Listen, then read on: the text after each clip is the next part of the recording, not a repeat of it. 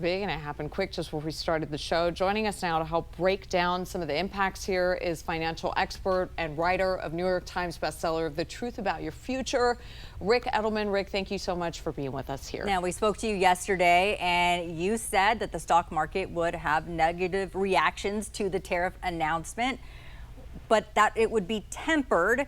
Now that the bell's closed, what do you think about this? Yeah, when we were talking yesterday, and good to be with you both again, we've really got to stop meeting like this. When we were talking yesterday, the president was still talking, and he had only mentioned at the time of our broadcast yesterday about reciprocal tariffs. What he hadn't yet said when we were on the air yesterday was that he was going to be levying 10 and 20% tariffs in addition to the reciprocality across the board.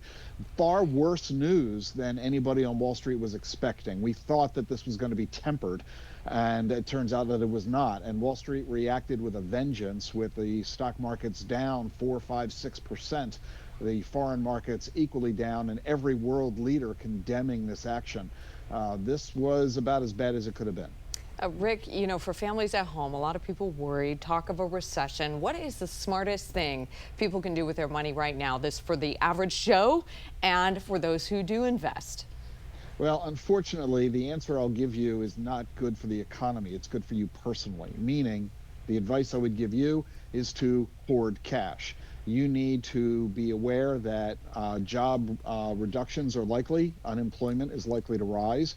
Prices are going to be rising dramatically, which means everything's going to get more expensive, and I do mean pretty much everything is going to get more expensive. And that means you need to have ample cash reserves to tide you over through this period, because we don't know how long it's going to last.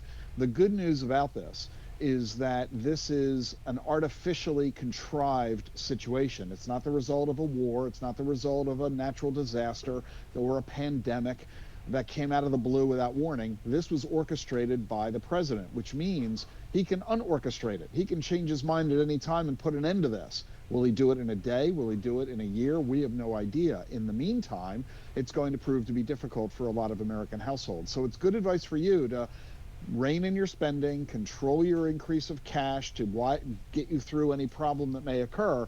But if you do that, that's bad for the economy, because if the consumer stops spending, that'll push us into a recession, which is the one thing nobody wants.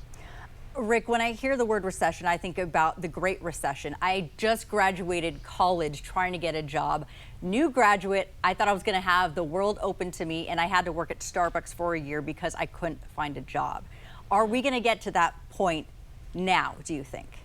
Probably. In a lot of industries, that'll probably prove true. And not just because of what's happening right now with tariffs and the trade war, but also because of AI.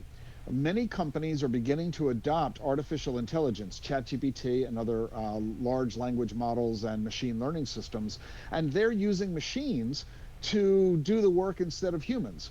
So we're seeing everybody from MBAs to recent law school graduates and engineers struggling to get work because the jobs they used to do are now being done by automation. You add to that the tariffs and trade war that we have looming. Companies are fearful that their profits are going to dry up, and they're going to react by lowering their expenses. That means payroll, HR, fewer jobs for more people.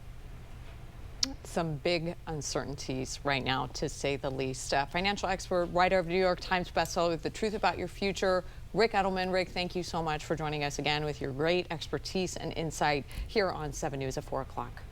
My pleasure.